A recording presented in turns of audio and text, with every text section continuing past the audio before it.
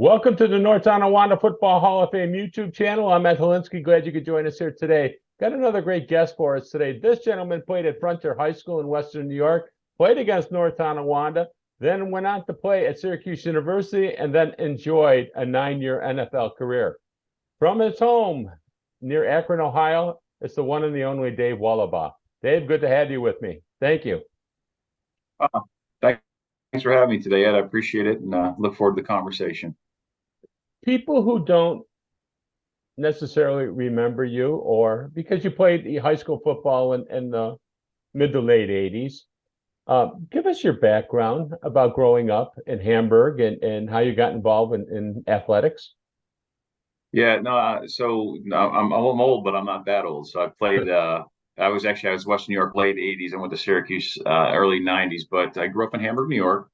Started playing football when I was like 7 years old over at Hamburg Little Loop. And it was just something that my family kind of got into it at that point. I had two older brothers. We all were playing, kind of all spread out on the various teams. So it would be like a full day event. Essentially, you'd go to the field, first thing in the morning for the youngest kids, and then might be there through the later part of the day with my older brother. And it just got to be something that was very, very enjoyable and ingrained in kind of who we were and what we did. And obviously, as you get older, your body changes and you develop, and you kind of get into different roles, different positions, and you experience different parts of the game and different successes and failures. But anyway, so that was really the start of it. Obviously, went to Frontier High School. We had a difficult time at Frontier when I was there in the late '80s. We didn't win a heck of a lot of games. It felt like we played a lot of homecomings, but we had a good group of guys. The coaches were just really good people, and I think that we just didn't have a large school. Some of the schools that we would play would just have huge turnouts, full benches, two deep at every position, and we just really didn't have the numbers at that time.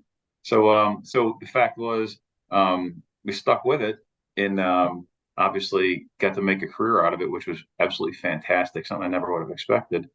But I look back to those days in Western New York as really being, significantly impactful. Meaning that it was, you think about football. Football's not always fun, right? I mean, you think about what you're doing. It's just not. It's hard work, and there's a lot of repetition. There's all these things that go into it, so you really have to enjoy it. And had it not been for the people there, at the various levels, from youth all the way through high school and college, it would be easy to kind of walk away from. But I think the people is what I remember the most, and I think that they've kind of really were impactful to kind of make you want to keep coming back, whether it be teammates, coaches, stuff like that. When was the turning point in your high school career that when you realized that maybe I could take this to the next level? Yeah, well, I think that's one of those things, and I don't know if this was I never really thought about that, but I do know that if I'm looking back through high school to college to the NFL, it was one of those things where you always looked like or I should say, I was always trying to like fight for that opportunity. I never felt like I was kind of in the catbird seat, if you will, like that kind of could rest back and be comfortable or any of those kind of things. And I think as a result of that, that always kept me driven. But I think when probably my sophomore year, junior year, I started to get some interest from some of the colleges, and started to get a couple letters here or there, and started to go to. I think at the time I had gone to Syracuse football camp. That would have been going into my junior year, probably would have been my second time going to that camp. So I think you start having some conversations, and that's about the time when you start, one, from an impact in the game, thinking, hey, you know what, maybe I can go on, and two, from like you start getting some conversations sparked with coaches and different people. I think then you start kind of, it feeds itself a little bit. You get a little bit of encouragement, you get a little enthusiasm, you get that motivation, you kind of put it all together. And I think that's kind of where for me was probably around that in the junior year, I would say. How important was it to have that Syracuse University pipeline already? Because guys like Blake Bednarz from Western New York came through that and went to Syracuse. How much did that play into it? Well, for me at the time, it was pretty big because Blake obviously was a Frontier guy, a couple of years older than me. So hearing about his successes that when he went there, and they were playing in huge games in the Sugar Bowl at the time. So at the time in the mid to late '80s when Blake was there, I'm in Frontier, but they're really playing some big high level games and some national TV games. So that so to me that was really easy for us to personalize that. And then I think recruiting is so different nowadays than it was back in the 90s or the 80s where it was really the coaches would be in their cars and they'd show up and they'd hand out business cards and the gym teacher at the time Coach Shaler was the gym teacher come grab you and they would strike up relationships that way. They didn't have Twitter and social media and all that, so it was the net that they would cast be a lot different. But I remember a guy named Bill Maxwell from Syracuse that came in, and he just was just a fantastic, just a really quality person and a good guy, and just easy to get to know. So I think when you started to put those together, their success, who they were as people, and the fact that like the familiarity, the connection with Western New York and Blake, I think that made it a lot easier because you start looking at other schools and other opportunities, and you get a little further away from home, and family can't participate in it, and they can't experience that with you. It's harder. Not that they can't, but it's harder. So when you lay those things all out, I mean, Syracuse just had a lot more going for them at that time for me than some of the other schools that were recruiting me at the time.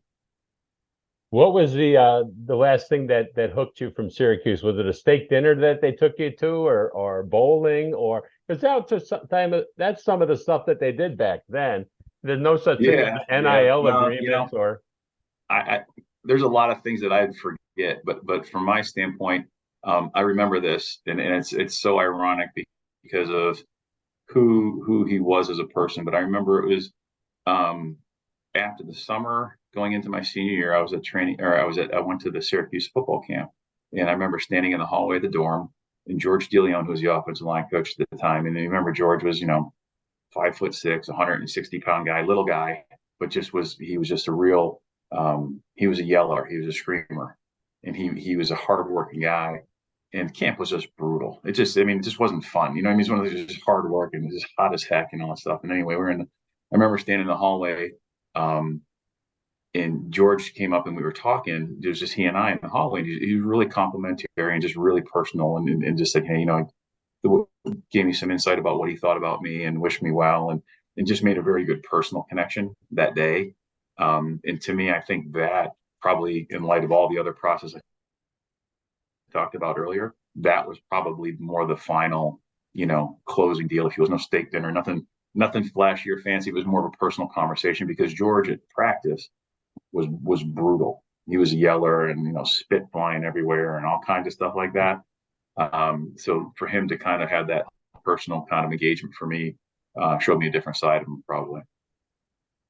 Getting back to your high school career, how can you said that Frontier necessarily didn't enjoy a lot of success, but what were some of the rivalries that you played, the different schools that you played against?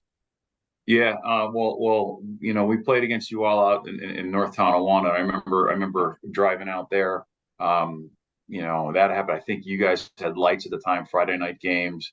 And there was always a ton of people in the crowd, so that was always kind of fun. Even though, again, I don't think we came out on the winning end of them too often, but there was always a good, exciting venue to play in because we were usually Saturday at 12 o'clock. I think we played against. We didn't have lights at the time. Obviously Hamburg High School, different size schools, but just the rivalry being the village versus the town, and obviously the same streets and all that other stuff. That was always a really, really good one that I remember. But there was just a lot of good competition, and again, it was fun looking back on. Does Western New York football get a bad rap for not having the wonderful facilities and a shorter playing time, a shorter season, maybe way too much governed by this New York State?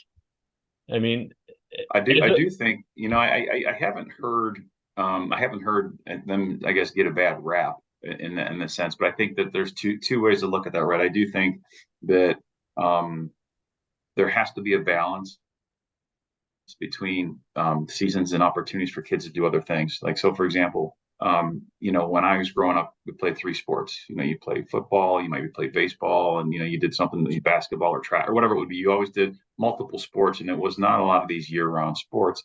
When my sons got recruited, probably, if not the first question out of any coach's mouth, was the second question was, what other sports do they play?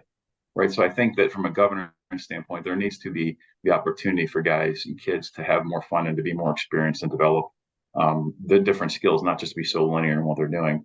Having said that, I do think that the state of New York is too overbearing, and I don't follow it too closely because I've been away for some time. But I think that when they start and the restrictions they have, it is harder for kids who probably is just as talented as in some other areas, just to kind of keep pace and keep up with them because they just have those additional restrictions with them. What was your transition like going from Frontier to Syracuse University? Oh, it was baptism by fire. I mean, you went from, you just couldn't, you didn't, like, I at the time I didn't have any expectations, didn't know what to expect, and recruiting, everybody gives you their best foot forward, and they're generally pretty amicable and happy, and the honeymoon ends quickly when you get to campus, right? So it's more keep up, and you're here now, so sink or swim kind of mentality, especially back when I was at college. But you learn really quickly in terms of, I think, how to assimilate, how to get in there. The coaches do a good job of having you drink through a fire hose, and that's literally what it's like, because the systems that you utilize in high school, and this is still true today, even though they're much more advanced than when I was playing, but the systems that you use as a player in high school are significantly reduced in terms of the types of plays, the depth of plays, the number of plays, the concepts, and all that stuff. So when you go from high school to college, it's just a huge amount of information to take in terms of mentally. The second part of it is just the amount of practices and everything you have to do just to kind of get ready to go. And you go back, you're doing two-a-days, legit two-a-days, where you're putting pads on and multiple times through the week and through that stuff.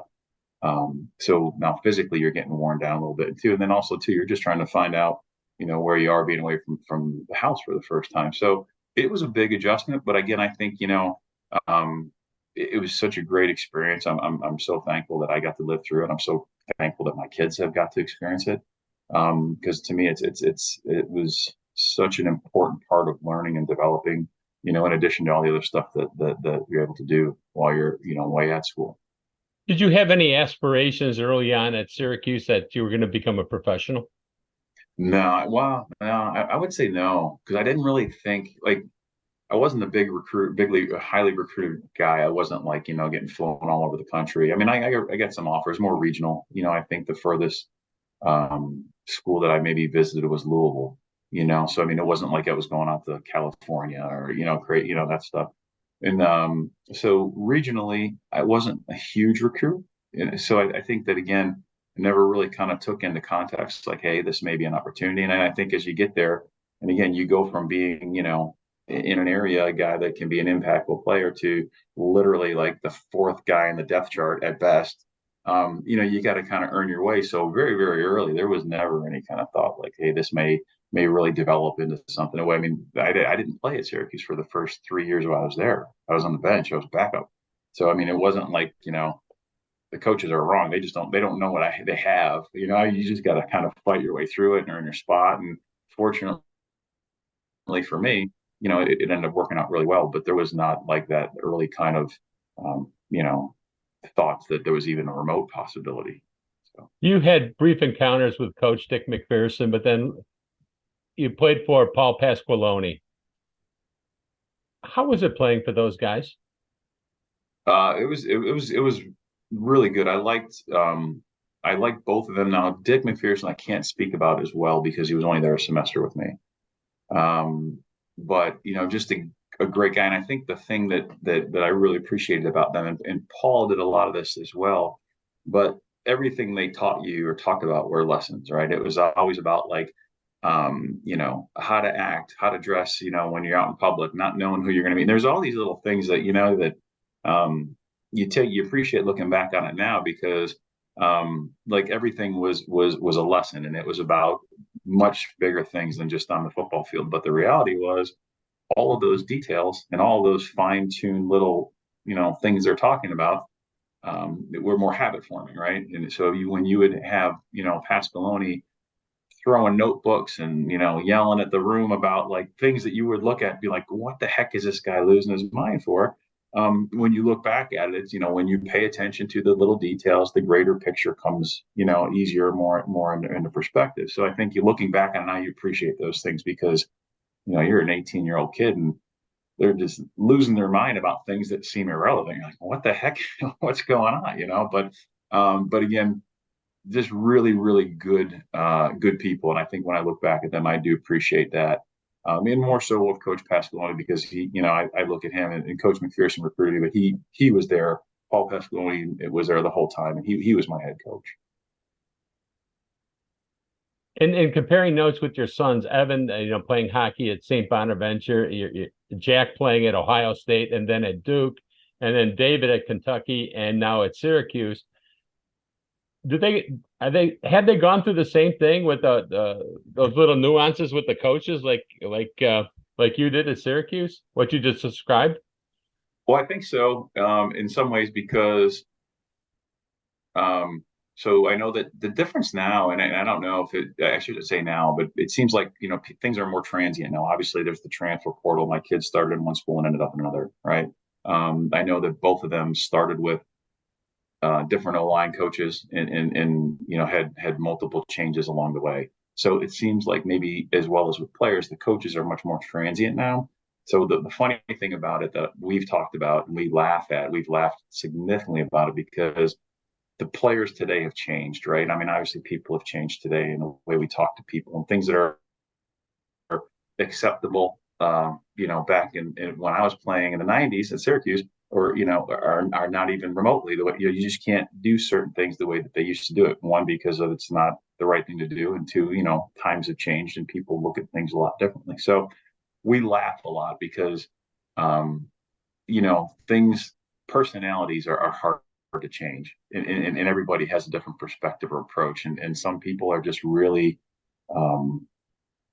they're really abrasive and other people kind of want to just like, just give everybody a hug and it's not one right or wrong, but everyone's approach is different. And the point is my kids and I, we laugh about it significantly because, certain coaches have just been just really, in your face and aggressive and fortunately for my boys, I've had some perspective and I've been able to share it with them and share similar stories about, me getting my butt ripped or this happening or, so to connect some parts of it so that I think from their standpoint, it's been helpful a little bit to kind of know that, it's maybe not just them or it's not just this guy, you know what I mean? This is kind of to share it with them. It's kind of shed a little bit of light on it for them and kind of, a little perspective. Looking back at your Syracuse career, you played with some awesome ball players. You played, Marvin Harrison was on that squad, and Marvin Graves was the quarterback, and a lot of other players. Did you guys realize back then how good you were?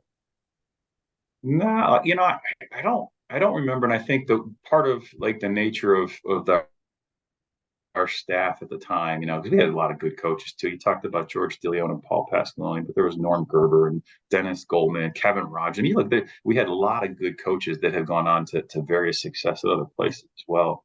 But I think what they did, and part of it was their approach to the game, but also to the type of guys that they recruited. And I think that there was always, every staff has a profile of what they're looking to recruit from an ability standpoint too, but also too, I think there's got to be a good fit from a personality. Long story short, I think that at the time, I don't remember, and I could honestly say this, that no one ever sat around, thinking, geez, we're that good. We're really, I think you always felt hungry and you always felt like you were like in an underdog kind of role, trying to maybe prove to everybody that we were just as good as the next team or the next guy or all that kind of stuff. But looking back on it, and I think this is one of the things that I always look back and you do have, everyone says, there are any regrets about football, any regrets about your career, this, that, whatever. This is one of the regrets I think that I personally have, and I would think that maybe a lot of guys have this is too, is while you're going through the experiences, the big games and the opportunities, I don't think you ever truly sit back and look back and say, wow, this is really, really cool. This is really special. Like, I don't think it's like you do it 5 years, 10 years later where you can look back and think about the guys and think about the games and think about, the opportunities you had. But, when you're when you're running on the field in the Super Bowl, you don't stand around and look and see, wow, this is really special. You don't do it. So you had a job to do it. So but you were looking, 6 inches in front of your face, not out at the stands and waving your friends and all that stuff. Just doesn't. It's not how you do it. In your fourth year, when you got a chance to play, was there anything particular that triggered you having that great success and end up being drafted in the fourth round by the New England Patriots? No, I couldn't. I couldn't say anything that stands out in my mind. I think that a couple of things that again I would always look back and give tremendous credit to is I think the guys who were around me were always supportive. There was John Reagan who was my center, and he was obviously a super smart guy and really helpful. He's older than me, so I think that he was obviously like someone that was a good voice to listen to from a player/player coach on the field kind of thing. I think Coach Diglione and Pasqualoni and the way that they always made you kind of prepare the same way, whether it was a team that you felt like you should really beat pretty handily, or if it was at the time Miami, who you really didn't have good opportunity to beat. So you always prepared the same way, and you always kind of you put your shoes on the same as the guy next to that kind of stuff. But I think it was really just about the hard work and keep your nose down. And it's not a real exciting story. But the other thing too, I think where I give a lot of credit to that development of me would be the defenders I used to have to go against in practice. They were just really good, and I was a backup, so I was always going against them. Probably remember the guy's named Kevin Mitchell, who was a nose guard at Syracuse. Yep. He went on to play in the NFL as a linebacker, but he used to kick my butt all the time. It was hard in practice. He says, "Oh, you're going against guys who are that good. You either got to get better or they're going to get somebody else." So I think that Kevin was good, one guy. Ed Hobson was another guy. George Rooks in practice. You look at some of the defensive linemen who were older than me when I was basically just trying to find my way. They probably had just as much of an impact of getting me ready to play than the coaches in terms of mental preparation and all that other stuff. Did you ever get discouraged at Syracuse and thought maybe this isn't for me, or I want to transfer, I want out, I want to go someplace else? Well, transferring wasn't, it really wasn't an option back in the day. It wasn't. I mean, some guys did it. It wasn't really kind of something that was talked about. It really wasn't discussed. I think you typically had to transfer down. No, but I do remember. After my second year there, which would have been, I guess, my redshirt freshman year, having a discussion with Coach Diglione and then just saying, "Hey, you're never going to be a 300-pound guy. Focus on your education and maybe what you want to do after school." And I think that was probably a big motivation.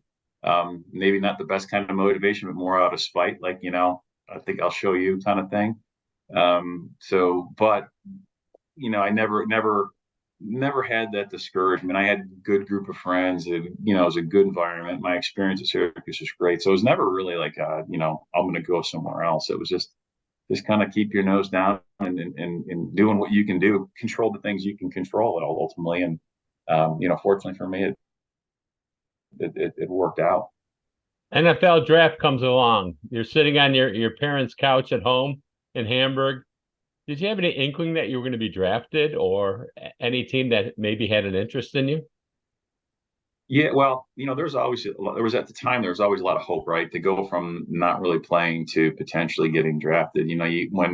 When teams are coming in to work you out and agents are calling you and there's all these discussions going on, I think you go from like, there's not much of a chance to, hey, there's potentially something, I don't know how good it's going to be, but at least I'm being talked to by the right people. So that optimism was there, I think. But I didn't know when I would get drafted, because there was always like, some people like, oh, you'll get drafted in the second round. And other people like, yeah, you're maybe a free agent. And there's everywhere between. And to be honest with you, nobody knows what's going to happen, because on draft day, depending how the draft goes, and if there's a run on a position where there's so many different things.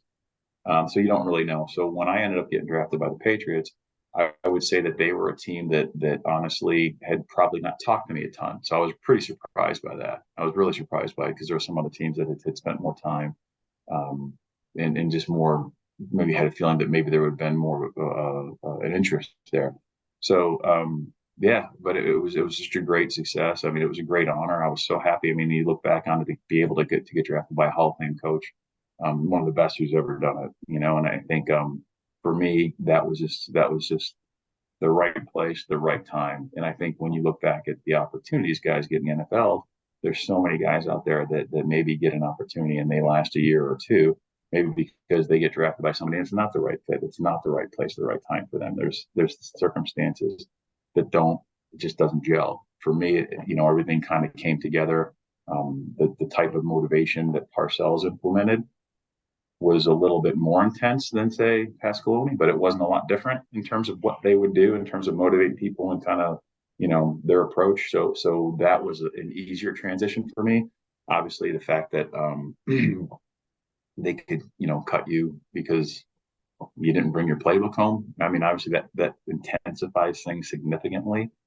So to me, it was a great. It ended up being great because when you look back on that, Parcells was just so instrumental in kind of setting the standard for me moving forward. Right, everybody, in terms of how they approached, how they talked to people, how you prepared, just all those things was I learned it from some of the best people in the NFL at the time, and so to me that was just pure luck. I mean, luck for me. I just looking back on it was huge. Walking around on eggshells with the Patriots and Bill Parcells and his intimidation and motivation techniques. Did it make you a better ball player? Well, I think yeah, for me it did. I think and when you say better ball player, I think the one thing that Coach Parcells did, and I think that a lot of people don't give him credit for it, was we talk about college recruiting, getting the right type of people and the right type of characters to kind of work with you or for you, essentially, right? And it's the same thing with an NFL team. And I don't know who was calling the shots or who had the final say on the draft at the time, whether it was Bobby Grier or Coach Parcells or whoever at the time. But I think the thing that Coach Parcells' motivation did was he maximized your opportunity, your potential, right? So if I was a guy that maybe wasn't, as fast as the next guy, I'm mentally going to be in the right place at the right time, doing the absolute best I can, right? So maybe my 100% isn't as good as yours, but it's more reliable and more predictable than say somebody else that's maybe a little bit less disciplined or stuff like that. And I think that they did such a great job of that. So to me, it wasn't always technically beautiful when I played, I think, but because of the urgency that I felt, I think that that did make me a better player and kind of establish that standard moving forward for when I ended up when Coach Parcells left and then Pete Carroll came in. Obviously, I guess the standard had been laid. So from my standpoint, that I think it did make me a better player. Yeah. What was probably the most used line that Parcells used in speaking to you that was either borderline insulting or borderline funny? The most used, I don't know. There was just so many things, and I think he really was a smart guy, and he is a smart guy, I should say. And I think his wit goes unmatched. So it wasn't like some people you talk to him and it's the same thing over and over and over again. With him, it was just all over the place, and it was everybody, whether it was the person emptying garbage cans in the stadium or the offensive coordinator. Everyone was treated the same. Didn't matter. But I do know he would. The funniest thing I saw once was we used to go out to the tent before, and this wasn't at me, so I'll spare myself any embarrassment. But we had a tent that we would go out to before practice, and we used to call it the bitch tent. We would sit out there and complain about between first practice and second practice. You'd sit out there an hour and a half early, putting your tape on and drinking water and getting ready. And you'd complain about the morning practice. You complain about the defensive line. You complain about everything: the sun being too bright, the clouds being whatever. So we would sit out there and he hated it because he knew what we were doing. He hated it, but he loved it because it was a camaraderie thing. There was like 6 or 7 offensive linemen that would sit out there every day. And it was the press tent. So before the press came in there, it was our little area. And he hated it because he knew what we were doing, but at the same time, he just loved it because it was kind of cool. It was kind of like, he knew the connections we were all making there. So anyway, we had this one game, it was a preseason game, and one of our guards, we were like sliding to the right. So we had coverage where, from the left guard to the right tackle, everybody slid to the right. And we're supposed to pick up, the 3 down guys, the 2 backers, and leave, the hot guy over here for Bledsoe. And anyway, we call the play, and the left guard at the time slides to the left, right? So it's an easy mistake. It's pretty simple. It's dumb, right? Because obviously if you're communicating. So Parcells comes out and he literally embarrasses the heck out of the guy in front of the tent, in front of everybody. And we're laughing because it's not at us at this time, but we're kind of enjoying the pleasure and his pain. So then Bill walks across the field from sideline to sideline, yelling like slide right, and then he kicks to the left. And he did it like every 5 feet. He did it all the way across the field. It was just to like literally just beat the dead horse. So I mean, we were just laughing so hard at that because he literally kick slided across the field while yelling slide right. I mean, it seems pretty simple and juvenile now, but it was just his personality. And to make the point is the guy didn't have that problem again. He kind of he got called on it, and the point was emphasized enough. And I could share another one for me where I think it was that same year where we had a practice, and I think there was an interception thrown, and I maybe took like 3 or 4 steps to cover the interception, right? And the play gets blown dead, and he blows the whistle, and he looks at me and he says, "What the heck?" And I'm cleaning it up verbally, but he says, "What the heck are you doing?" And I was like, "I'm just going back to the huddle." And he just ripped me. He's like, "Yeah, interception. You got to cover the ball, and this, that," and this like big spectacle, a couple thousand people around the field of practice were like that.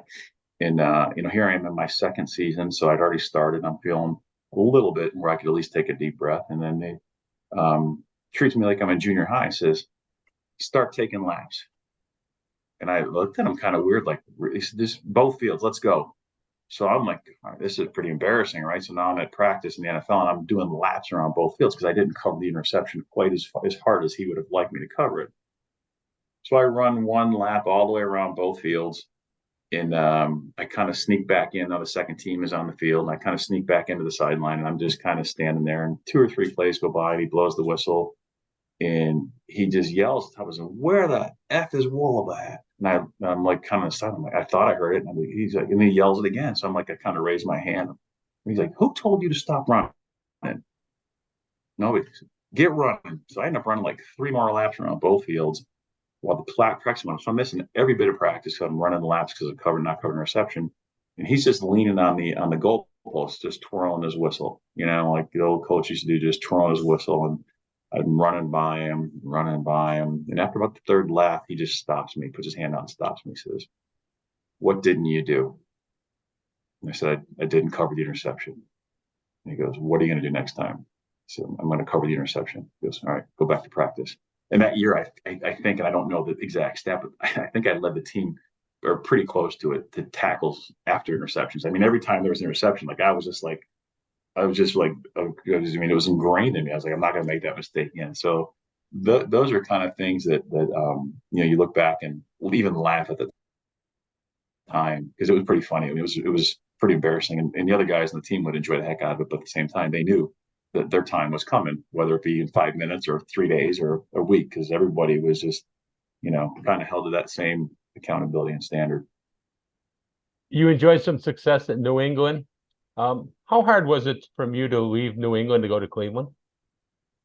It was difficult. I think the business part of it, when the contract comes into play, I think there's always, you have to look at it opportunistically. It's a short-lived career, so you have to look at it from a financial standpoint. So one, the team and the friends that you have here in the area that we're in, because we love New England, we love the people, and still do to this day.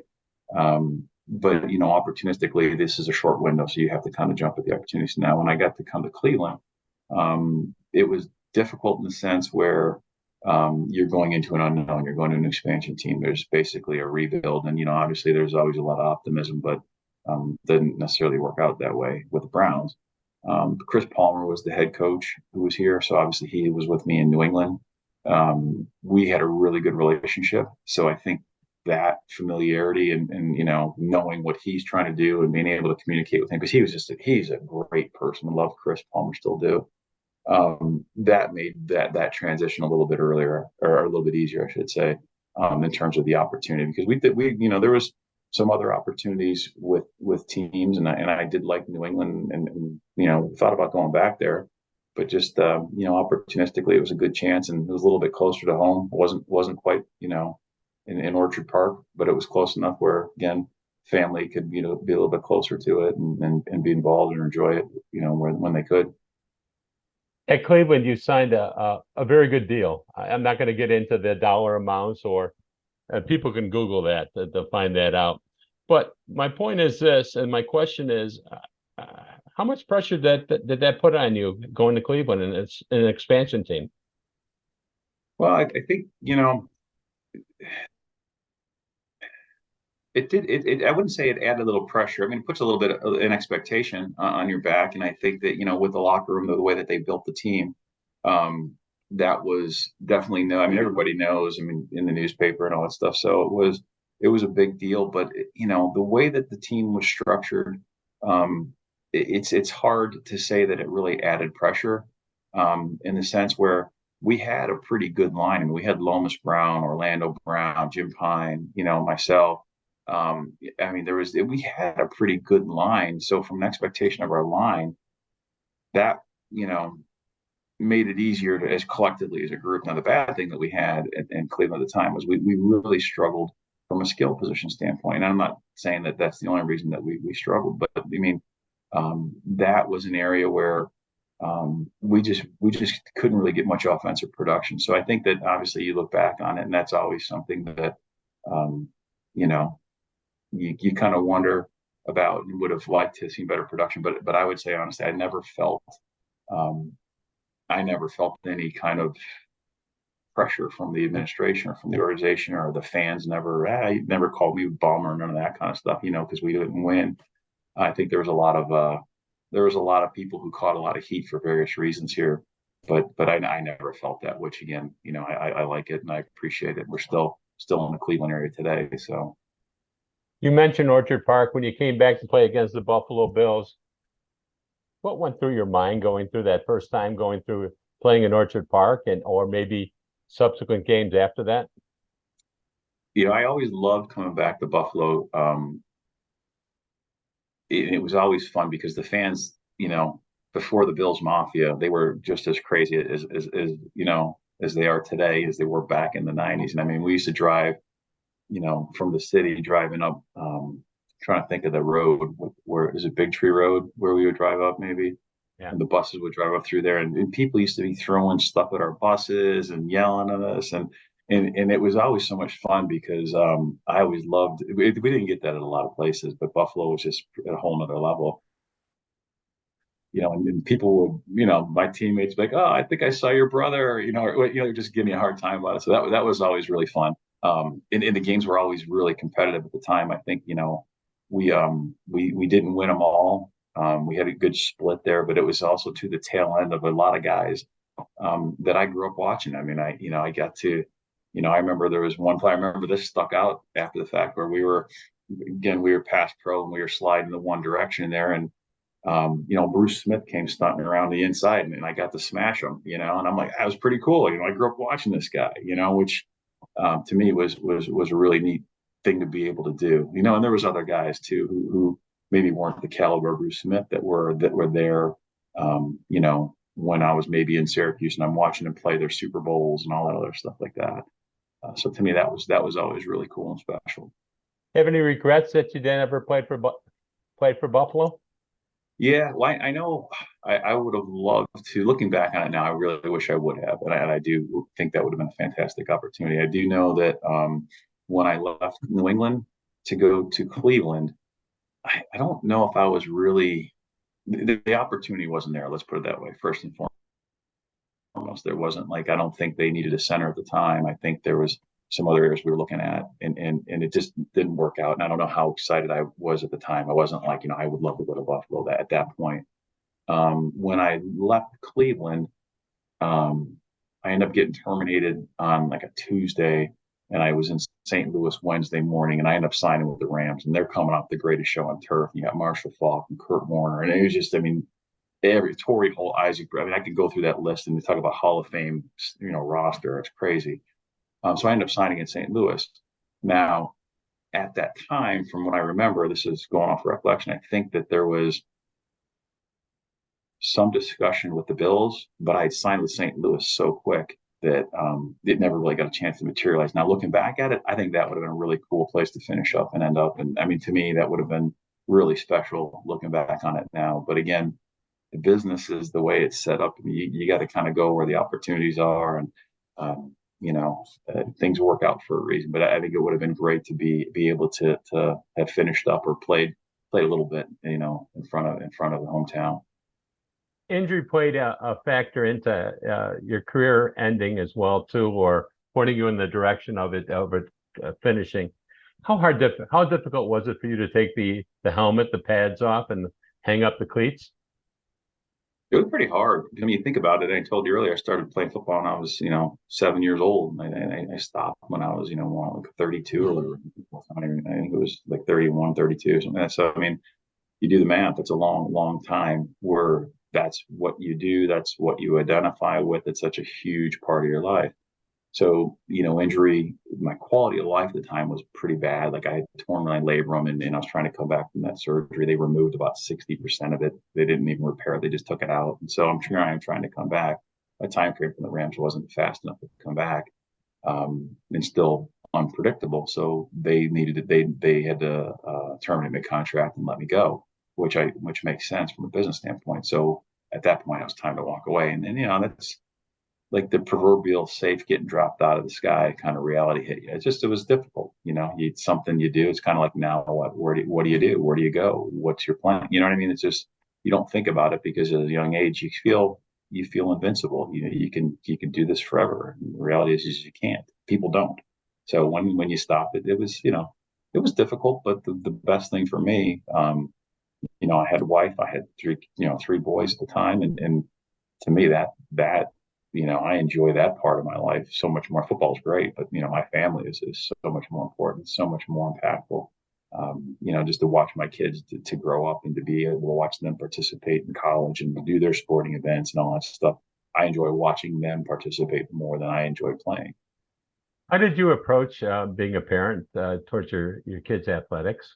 Did you live vicariously through them, or did you just lay back and wait for them to ask for advice, or would you give them like a little nudge and say, maybe you should have done it this way? Or what was your approach, you and your wife, Virginia? Yeah, well, so we never ever, I would say we're ever overbearing in any way. And I think, because part of, which I, appreciated was you're given tasks or opportunities and you have to figure out how to make it work, right? Whether that's me as an offensive lineman or Evan playing hockey or David playing tackle. We've all done different things.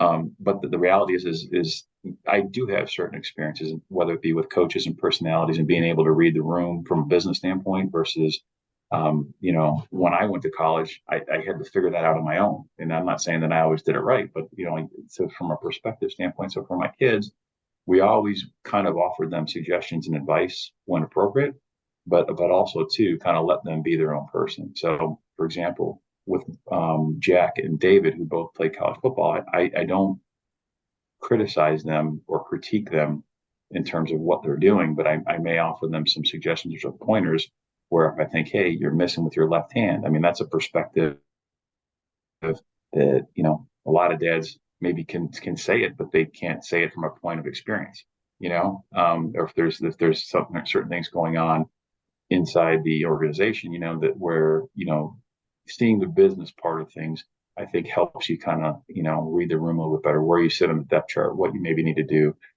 Predictability. I mean, coaches are extremely predictable. They are. They think they're not, but I mean, you can kind of see what they're going to do before they do it. Once you kind of know how the game works a little bit. So to me, I think I've always tried to give them that perspective, just enough so that they're not kind of walking blind. Parents' behavior comes into question quite often. A lot of parents live vicariously through their kids. What's your thoughts about how parents are behaving these days at sporting events? I think they're terrible. I mean, if you look for the most part, and it's a shame, and it's going to get worse. And I'll tell you why. The NIL deal and everything that's going on in college sports right now is just going to keep trickling downwards and trickling downwards. When the business part of it becomes more reality at a younger age, then the intensity and the expectation gets picked up.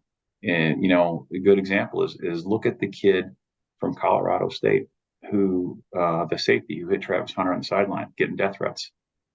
I mean, seriously, was it a dirty hit? Probably. How many times a game does that happen? 10, right? I mean, it's so frequent. The fact that this guy got hurt, but the fact that the people are so invested in this because either they're gambling on the game or they've got nothing else going on in their lives or whatever the thing is, they're so invested in the game that they are literally at the point where they want to threaten someone's life is absolutely it's terrible. It's pathetic. Now there's difference between rooting for somebody or hoping that they do well. I think that's all part of it. I mean, that's the fans in the seats are what sells tickets and pays paychecks. But it gives people opportunities to play in college and so on and so forth. But parents are they don't know, and I say this as a parent, they don't know what's going on, and this is why I would never criticize or comment about like my kids. So, for example, I can look at my son's techniques and say, hey, look at your feet, watch your head, maybe your hand, whatever, like stuff like that. But I don't know what they're being told in that meeting room. I don't know schematically what they're trying to do. I don't know what communications took place on the field and all those things that built up to why they did A versus B. We don't know it, right? So for us just to assume these things, or us just to kind of say, hey, this guy sucks because he can't do this. You don't know. That guy may have done the exact perfect thing, but the guy, next to him may have screwed up. And there's so many mechanics or nuances going, especially with football. But I think the parents, they get so wrapped up in it and they invest so much time. It's hard not to be passionate about it, but there's just got to be a better perspective. And these are the same, these kids, they all learned to ride a bike. They were young. It's like they all started from that same point. You just got to keep in perspective that they're kids. They're not professionals. They're trying their best. They're not going out there purposely to do things wrong or to do things badly or whatever.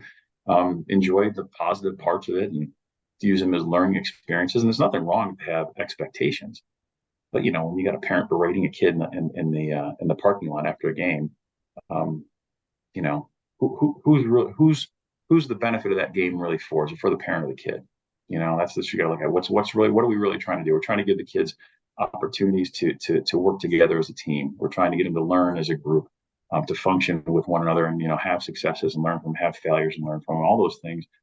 To me, those are important things that sports provide. Beyond that, and then to deal with criticism is okay as long as it's not over the top. I think, but again, sorry, I went into a rabbit hole on that one, but I just No, think that's that okay. I mean, taking the path that you did, what advice would you give today's athletes? I think today's athletes, that's tough because I mean, again, it's a different time. It's a different the velocity at which things travel. I mean, look at Twitter, for example. I don't know how I would have handled Twitter, right? Because I mean, think about it. You have a bad game, you give up a sack, whatever. Next thing you know, people who have 3 followers and live in their basement of their parents' house, at 40 years old, whatever, some loser, they're blowing you up on Twitter saying you suck, you're the worst player ever, you shouldn't be playing, you give your money back, whatever. How does this guy get a microphone? How does this person have kind of impact? But the reality is because everybody's got a microphone now and everybody can communicate these things. These kids are getting hit up this way and they're getting blown up, and again, God forbid, someone makes a mistake in a game, they get crushed for it. So I think the one thing is I would get off Twitter if you can. I don't know how. Again, I don't know how they manage that. But also too, you have to remember what's important, right? The people who are important to you. This is, I guess, more easily to handle. The people in your room, right? Your teammates, those are important, and their opinion of you matter. Your opinion of yourself matters, and like your coaches, like your tight circle, that's what matters. All the other stuff around it is just noise, right? Because there's going to be times where they're going to think you're the greatest thing. They're going to pat you on the back, and then 5 minutes later, they're going to be looking to ship you out and get you out of here because there's a better guy. So just remember what's important to you, and that's the integrity of the game and who you are, and how you prepare for it, and the people around you, because the people around you is what really makes it special. Don't take this the wrong way, but today's athletes bigger, faster, stronger. Looking back, if you were today's athlete, would you be recruited by Syracuse University? Well, probably not. No. I mean, but you look at it, I mean, it's always right. I mean, that's a time thing. I mean, people talk about, Jim Brown as an example, being like the best running back. Now, Jim Brown was the size of was bigger than most of his offensive linemen when he played, right? So most naturally, what old linemen back in those days were like 240 or 230 or something like that. They weren't even like defensive backs today, So to your point, yeah, I would probably not, but at the same time, I think the science behind training methods and everything that's been more incorporated, you don't have a crystal ball, but maybe I would have been bigger based on just the opportunity presented. I mean, back in the day, I mean, your workout was 3 sets of 10 basic stuff like a Nautilus machine or whatever. Now the science behind the training is so significantly, advanced. Like you do these methods, they're called like conjugate methods of training. I'm not sure if you ever heard of them, but basically you're training your central nervous system to fire at a more efficient rate, right? Like you average football plays 3.5 seconds, right? So when you're working your major muscle groups, your bench, your squat, your cleans, those explosive things, you need to train your central nervous system to fire in that 3.5 second. If it's more than 3.5 seconds, guess what? The play's over. It's a wasted rep, right? So to power through things, the science behind it's entirely different. And this is like Eastern Bloc kind of stuff. And so when you look at it from a training standpoint, they are bigger, they are faster, they're stronger, they're more efficient. I mean, it's fantastic. It's so impressive to see these guys who are 330 pounds running like a deer. I mean, it's crazy.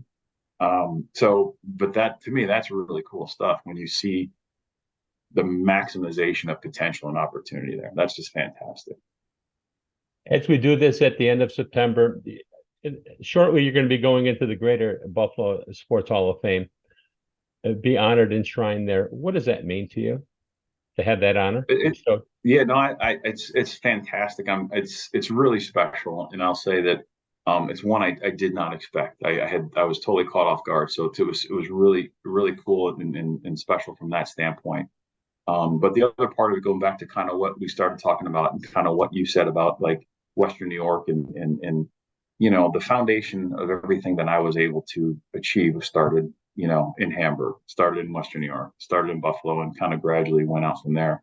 So the fact that I get this opportunity or to get into the Hall of Fame in Buffalo is really special to me because I didn't get the chance to play for the Bills, right?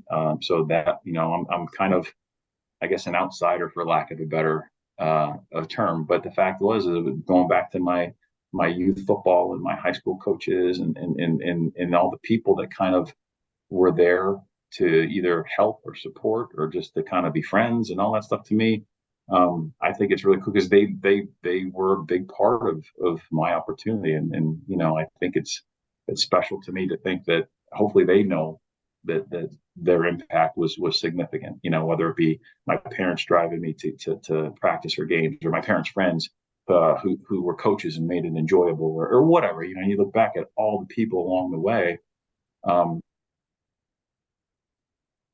Everybody who had an impact, right? You take something away from everybody you come across. And I tell my kids this every day, whether it be coaches or people you work with or people, you meet, whatever, you take something away from them. And it's always not always a good thing. Sometimes a bad thing, not how to act or what to do or whatever. So, but I look at those people who along the way, they had a huge impact. They kind of, again, helped me just kind of keep going on a path that I didn't even know I was going down. Are you a Buffalo and Western New York guy? Yeah, we still get up there quite a bit. My oldest son lives in West Seneca. My parents live there. My brother lives there, so we're up there quite a bit. Now with my son David transferring to Syracuse, we're up there a lot more. So yeah, we like it quite a bit. We enjoy it up there. I'm done with the winters. People. It's not like I'm here in Florida. I'm in Cleveland. So but the winters are much milder here. We're not getting 5 feet of snow. I don't miss the winters, but I do love Buffalo and the people and the character and the food and everything associated with it. It's a special place. How enjoyable is it to get back to Syracuse on Marshall Street and get up to the dome? It's pretty cool. You know, it's changed a lot. It has changed significantly, but we there's so much that is the same, right? I mean, there's facelifts on the buildings, and then you know, the pizza places now, shoot, whatever the places have changed. So, but we're able to kind of look at those things and connect them and share that with our son. But also too, I mean, the campus is just they've done a beautiful job of expanding the campus, but like making it feel like it was what it was 50 years ago. I mean, there's still a lot of green space. There's still a lot of like nice landscaping and stuff. So it's a really pretty place. But it's just really cool to think that, like, you know, the experiences that we had, my wife and I, and my son will be able to experience a lot of them similarly, whether it be through athletics or through socially and academically and all the things like that. Because yeah, I mean, it's a cool place. They do a good job there. It's a great education. You know, we enjoy it. You know, as parents now, it's a different perspective rather than kind of when you're got your book bag and you're walking through campus. Dave Wohlabaugh, I want to thank you so much for joining me today. This was an enjoyable conversation. I'm glad you made time for me, and glad we could do this. Thank you so much. Best of luck to you moving forward, and to your family as well. Thank you so much. I appreciate your time, and it was a great conversation. I enjoyed it.